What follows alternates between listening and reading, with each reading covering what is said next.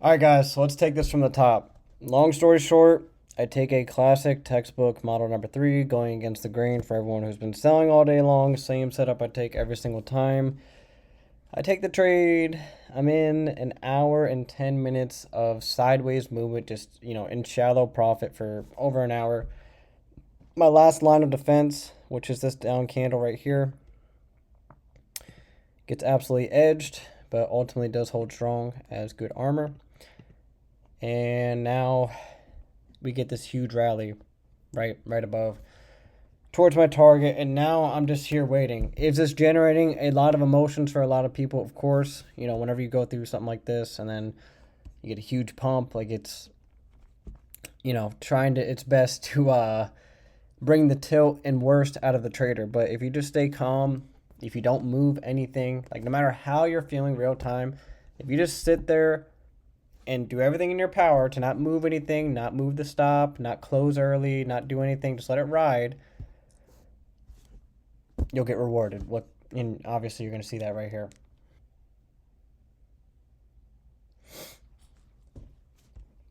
All right, so now at this point, this is the only way I can adjust my stop.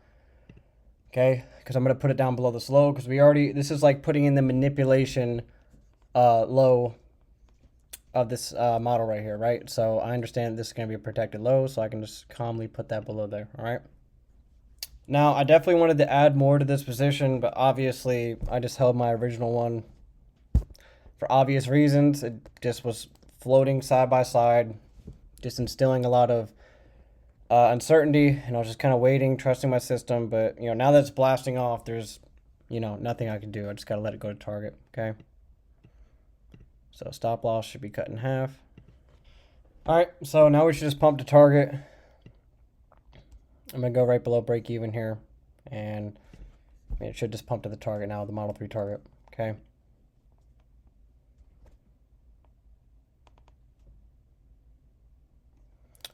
All right, got a little bit of an edge there.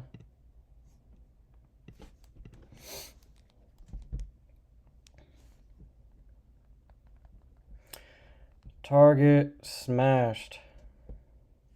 All right, welcome in everybody. This is going to be another full in-depth walkthrough on the trade that I took with you guys live. Our classic model number three. All right, now this one was a little bit medium high difficulty form of model number three. That's why I think it's really important that I cover these ones, because not only do you want to learn the system, but you also have to realize that it's normal to have to weather storms like we had here today, and especially having the correct stop loss placement, which we're going to cover here today. So obviously you can see my executions here.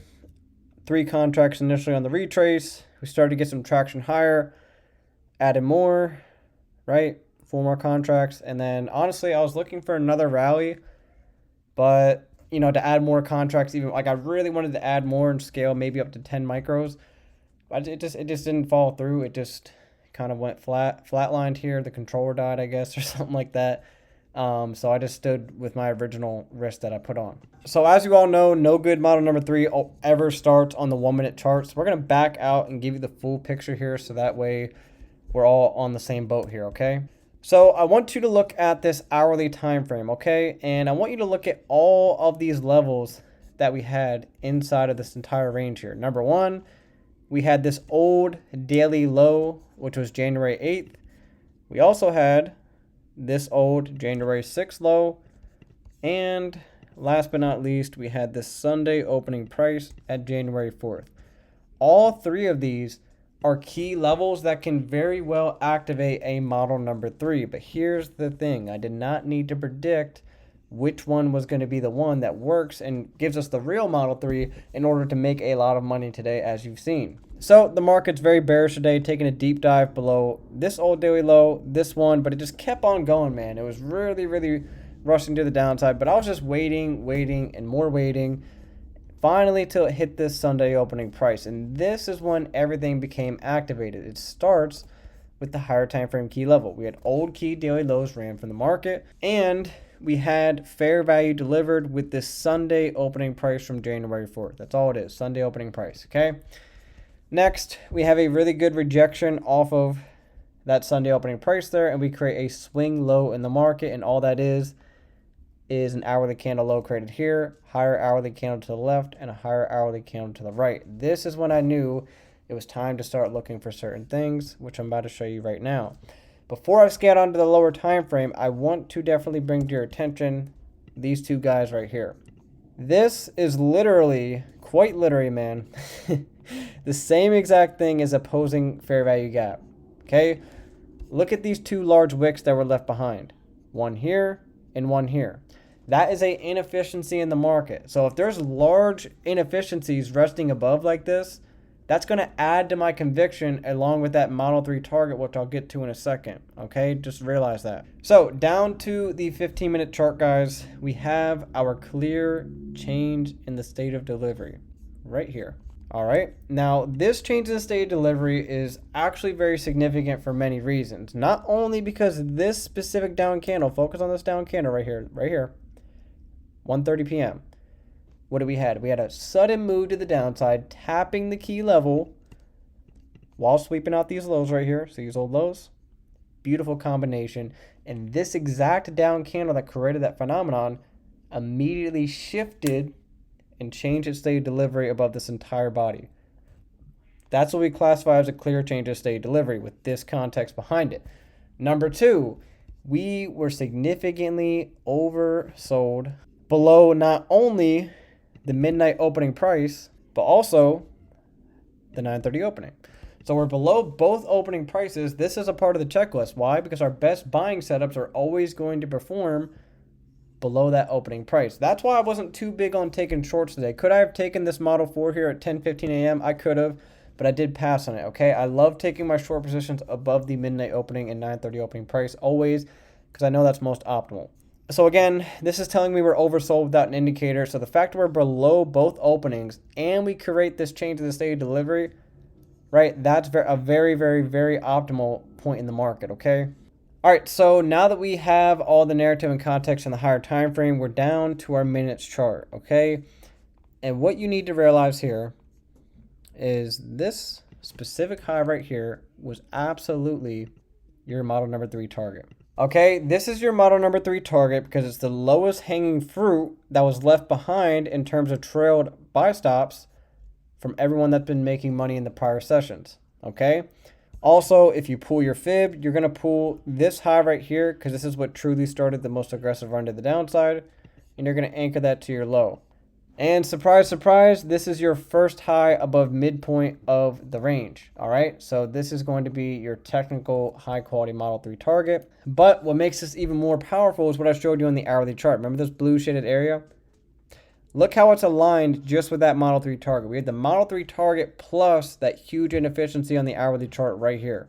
This was not required, but the fact that we had this in tune with the Model 3 target, right, as really high quality targets above, it just adds to my conviction and confidence that I already had in the first place. So with all of that said, okay, now we have to find a way to enter the market, right, to then target this Model 3 target as always, of course. So here is the deal, guys, okay? We had utilization of your 1 p.m.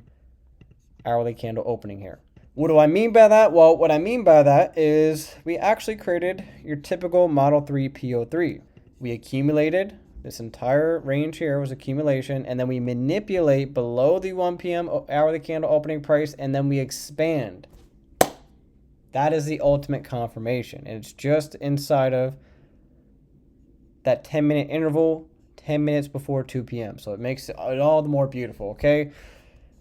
And then we have our classic signature in price with Model 3, which is the multiple fair value gaps. All right, we have multiple fair value gaps in the direction of the draw. That is when you know it's time to enter as soon as you get the first retrace. Okay, as soon as you get it. If you need more extra confirmation, yes, you can use the Model 2 down candle, but nothing more than that, or else, you know, you're kind of chasing price at that point, okay?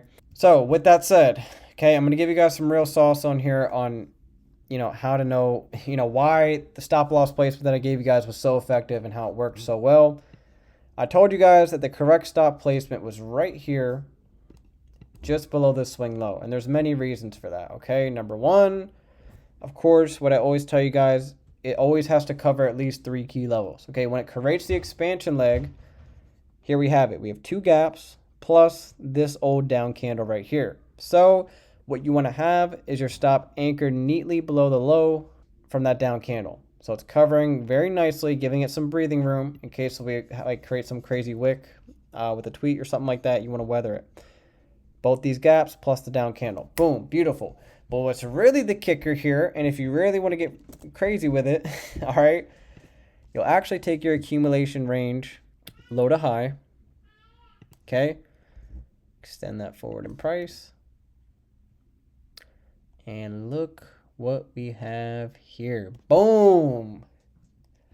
Beautiful stuff. Anytime we're in sync with the PO3, guys, I'm always looking at this original accumulation. Okay, if you're confused, again, just look at this accumulation zone here. Take a look at it.